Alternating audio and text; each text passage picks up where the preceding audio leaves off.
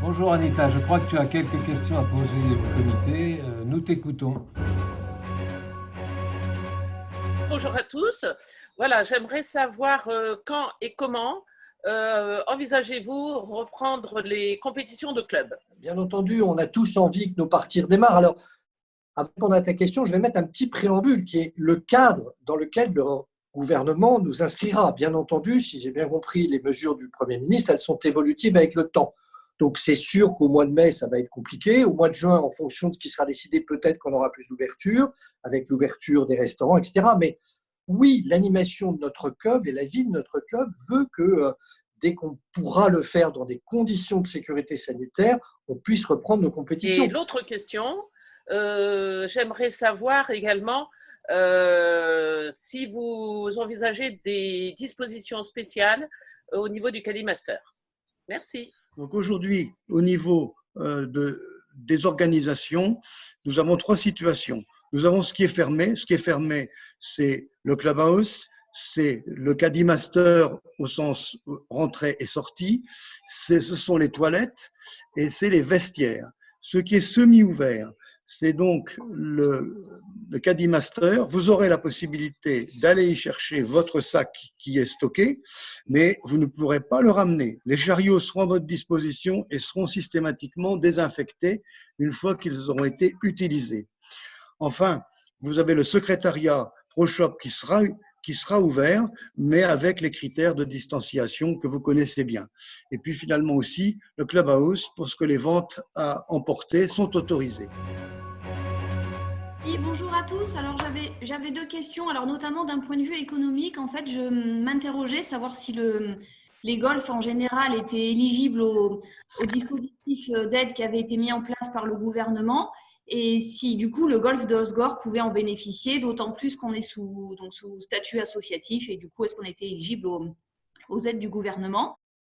Le contexte économique effectivement est très inquiétant puisque nos recettes seront très lourdement affectées dans les mois qui vont venir, avec une baisse de fréquentation, et que ces aides, quand elles ont été annoncées, ont été immédiatement prises en charge par notre administration, qui a été très efficace, puisque les dossiers de chômage partiel pour lesquels le golf était éligible, puisque nous sommes employeurs, au même titre que l'entreprise, ont été acceptés, que les premiers paiements ont déjà été faits pour le mois de mars.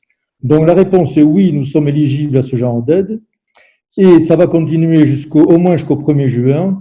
Pour la suite, on ne sait pas. Mais je pense que si on redémarre normalement au mois de juin, ça sera pour nous suffisant.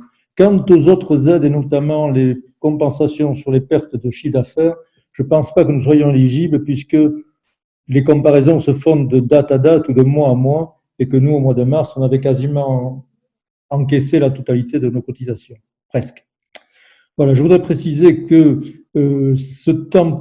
ce chômage partiel est éligible sur des temps partiels, puisque certains de nos employés travaillent à temps partiel, notamment les jardiniers qui sont sur le terrain, notamment le directeur qui est sur le pont tous les jours, notamment Camille, la comptable, et peut-être d'autres que je ne connais pas, mais enfin, ça fonctionne, ça tourne, et c'est d'une efficacité remarquable dans ces temps si difficiles.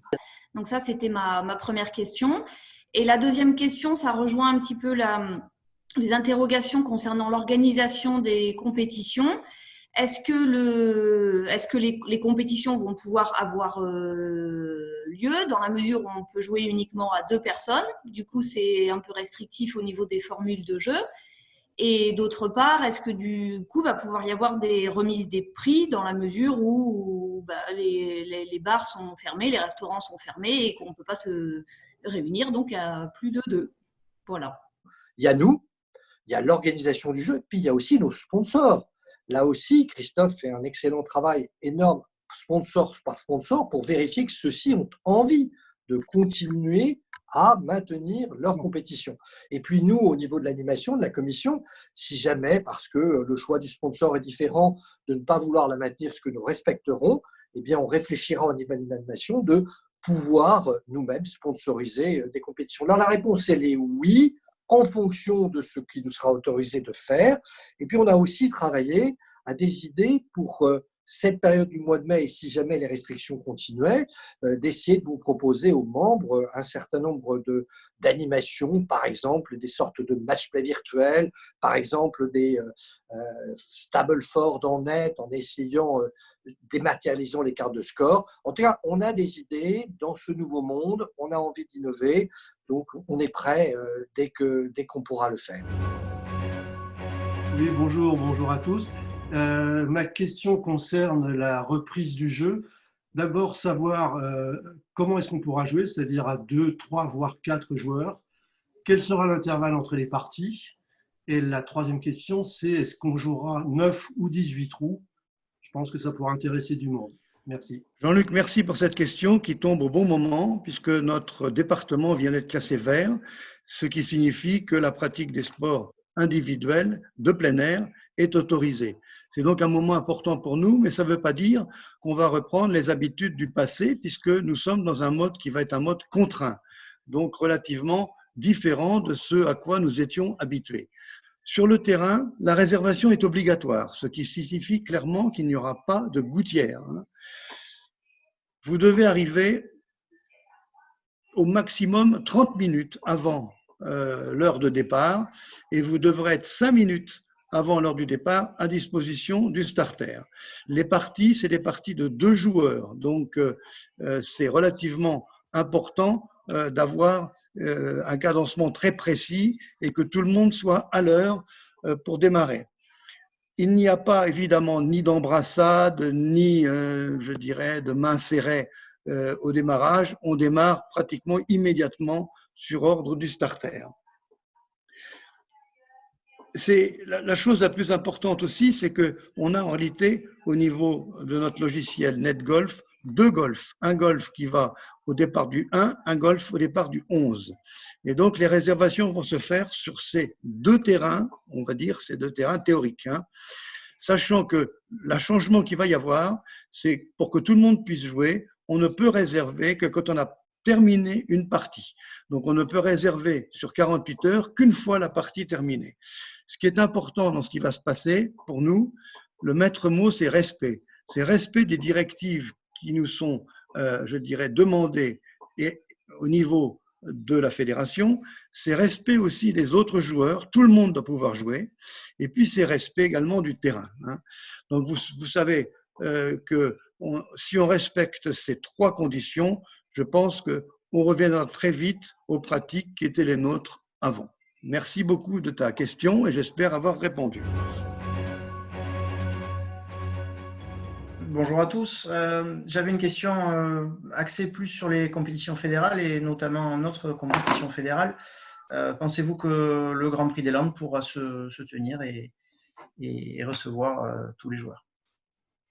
Ta question, c'est un crève-cœur, mais le Grand Prix des Landes de 2020 cet été n'aura pas lieu pour des raisons que tu comprends très bien, c'est-à-dire pas de possibilité de loger sans doute les gens ou les faire manger, les étrangers ne peuvent pas venir. Et les 3 golfs de la Côte Basque, les 2 autres golfs de la Côte Basque n'avaient pas envisagé non plus d'organiser leur Grand Prix. Voilà, à l'année prochaine. Alors bonjour à tous. Je voulais savoir quelles sont les dispositions qui vont être mises en place et les comportements adoptés sur le parcours pour pouvoir jouer en toute sécurité. Oui, bonjour Franck. Merci pour ta question. C'est sans doute celle que se posent la plupart des membres quand ils vont reprendre. Alors, écoute, on a pris des mesures qui sont cohérentes avec celles de la fédération. Tout d'abord, bien sûr, sur les greens, ne pas toucher le drapeau. Donc, on aura un système où la balle ne rentrera pas complètement dans le trou. Ensuite, dans les bunkers, pas de râteau. Donc, il faudra effectivement récupérer la balle. On pourra où la placer ou la sortir du bunker. Ça sera à l'usage de chacun, sachant que les bunkers ne seront pas ratissés tous les jours par les jardiniers, bien sûr. Autour des greens, il y a toujours les fameuses cordes. Alors, on va me dire, vous avez qu'à les enlever, il ne faut pas toucher les cordes, mais on ne veut pas aussi, après, avoir un terrain qui est tellement beau actuellement, de l'abîmer rapidement par un passage trop fréquent des joueurs. Ensuite, il y a tous les points d'eau, les bancs, les poubelles, tout ça, ça sera condamné. et il y aura du gel hydrogel, de l'hydrogel à chaque au trou 11 et au trou numéro 1. Bon, bien sûr, tout ça, ça sera illustré par une vidéo qui va être faite la semaine prochaine et qui montrera un peu de façon pédagogique comment ça va se passer pour chacun d'entre nous. Voilà. Bonne reprise. Bien, je voulais savoir si l'école de golf allait reprendre. Oui, une question qui est aussi cruelle que celle du Grand Prix des Landes, c'est quid de l'école de golf sur ce dernier trimestre? Eh bien, il est plus sage et il est peu envisageable de la rouvrir avec le débat sur les écoles. Donc, nous avons décidé, ou le comité a décidé de ne pas rouvrir l'école de golf et d'aménager des petites choses à voir avec Laurent pour un groupe motivé sportif. Et d'autre part, comment on allait pouvoir utiliser le practice et comment les cours particuliers allaient pouvoir se passer. C'est une question que tout le monde va se poser et je ne suis pas sûr que la réponse soit satisfaisante pour tout le monde, mais elle découle directement des directives de la fédération. Le practice est réservé aux joueurs qui ont une réservation sur un départ, puisque ce sont les seules personnes qui sont autorisées à rentrer dans l'enceinte du golf 30 minutes avant l'heure de leur départ. Les joueurs donc qui participent à une partie ont la possibilité d'aller, bien entendu, sur le practice, sachant qu'au niveau du practice, un box sur 2 va être fermé. Et donc, la place est relativement limitée. En ce qui concerne les cours, bien entendu, nos pros vont donner des cours. Ils les feront dans leur box et ils ont également la possibilité d'aller travailler avec leurs élèves sur le stade d'approche, puisque le stade d'approche est fermé, mais son ouverture est réservée aux professeurs et à leurs élèves. En ce qui concerne le putting green, c'est la même chose. Il est ouvert et il servira un peu de zone de distanciation pour les joueurs se préparant et pour être prêts dans les 5 minutes qui précèdent l'heure de départ. Voilà un petit peu la situation aujourd'hui. Alexandro, Pierre, bonjour. Bonjour. On avait 2-3 questions pour vous présenter aux membres. Donc, Alexandro, maintenant, est-ce que vous pouvez nous dire 2 petits mots et vous présenter qui vous êtes, ce que vous faites et ce que vous avez fait jusqu'à maintenant?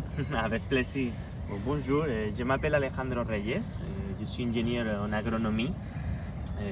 Jusqu'à 2018, j'étais en charge du golf au golf national pour la Ryder Cup. Et après 2018, j'ai monté ma société de consulting.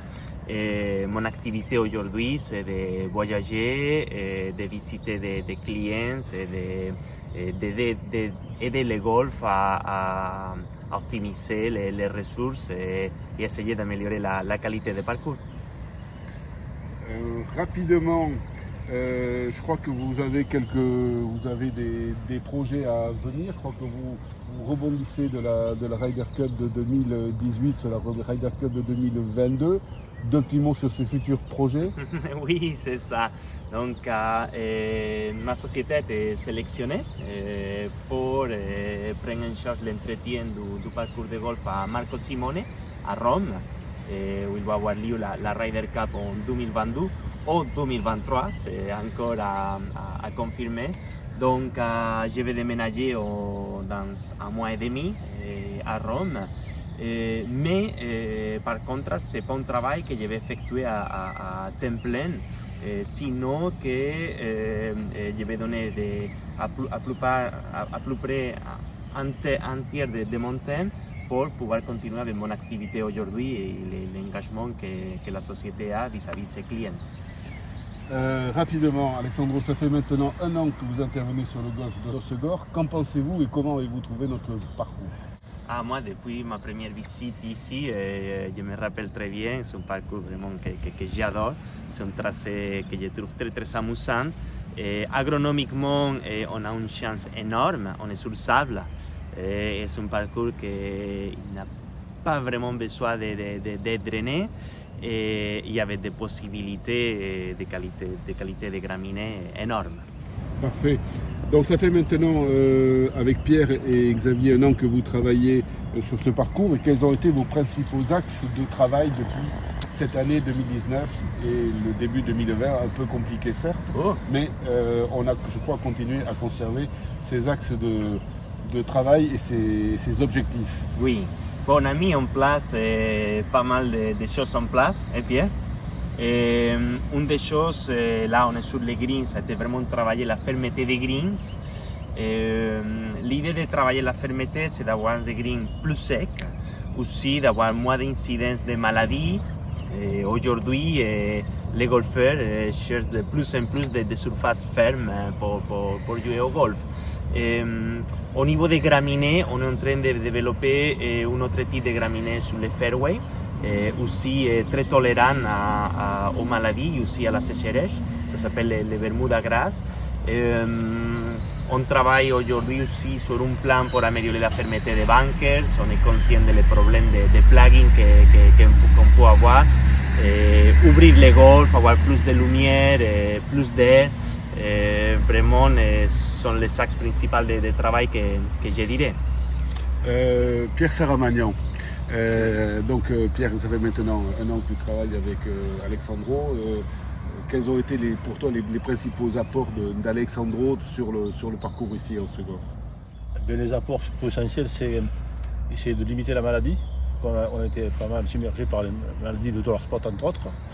On va essayer de convertir un peu les fairways en flore au niveau du synodon, le Bermuda, qui est naturel.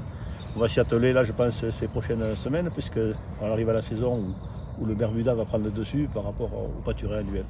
Et donc, Alexandro, tu veux qu'on développe ça au maximum, justement pour limiter des maladies.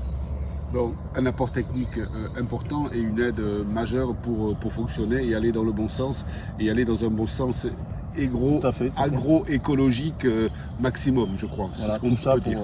Pour limiter un peu les produits phyto qui sont en régression. On n'a plus trop le droit d'en utiliser, donc il faut essayer de trouver des solutions annexes. Voilà. Objectif 2020, Alexandro? Objectif 2020, avoir moins de maladies, comme on a dit, réduire l'utilisation des produits phytosanitaires, économiser de l'eau. Ça c'est sûr, notamment sur les fairways avec ces nouvelles graminées qu'on est en train d'implanter. Et améliorer les conditions de jus, essayer de donner des surfaces en général plus fermes et plus rapides au golf de Osgore. Parfait. Donc on espère que cette activité que vous allez avoir sur le golf de Monsieur Simone en Italie ne va pas trop vous absorber et qu'on va pouvoir continuer à vous voir au moins 3 ou 4 fois par an ici sur le golf à Osgore pour vous apporter tout votre savoir et toute votre aide. Je suis sûr. Merci beaucoup et au travail ce matin. Merci à vous.